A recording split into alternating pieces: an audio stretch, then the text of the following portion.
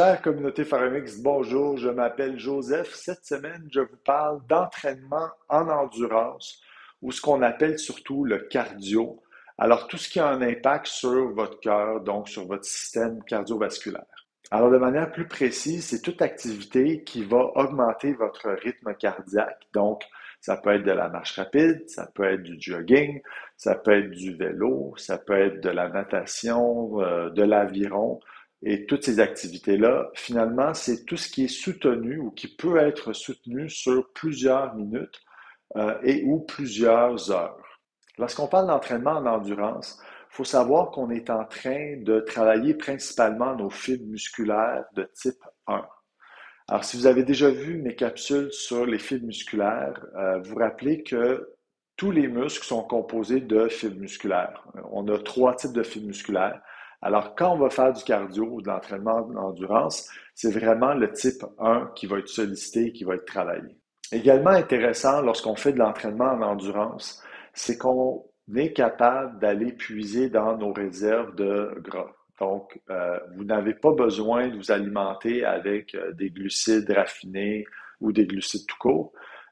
Votre corps qui va utiliser votre système aérobique, c'est-à-dire donc en présence d'oxygène, qui va créer de l'énergie en présence d'oxygène, va être capable de créer cette énergie à partir d'acides gras, donc à partir de votre masse grasse. Il y a bien sûr plusieurs bénéfices à l'entraînement en endurance. La première, comme je vous ai dit tout à l'heure, c'est que vous allez pouvoir puiser dans vos réserves de gras, donc perdre du gras.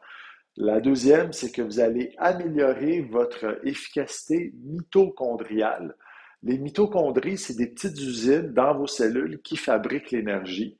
Et quand vous faites de l'entraînement en endurance, vous permettez à ces cellules-là d'être plus, ou à ces usines-là d'être plus efficaces pour faire de l'énergie. Donc ça, c'est bien. Ensuite, vous allez aider votre stress. Ça aide à contrôler le stress.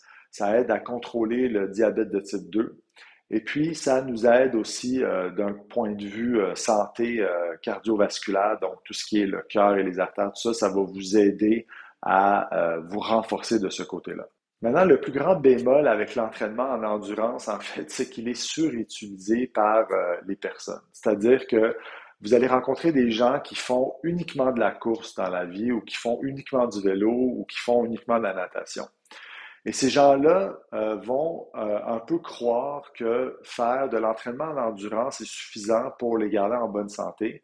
Et c'est partiellement vrai. Donc, bien entendu, c'est mieux que de ne rien faire.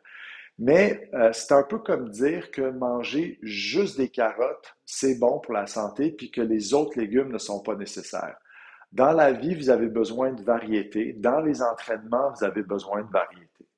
Sur ce, je vous dis merci et à la semaine prochaine.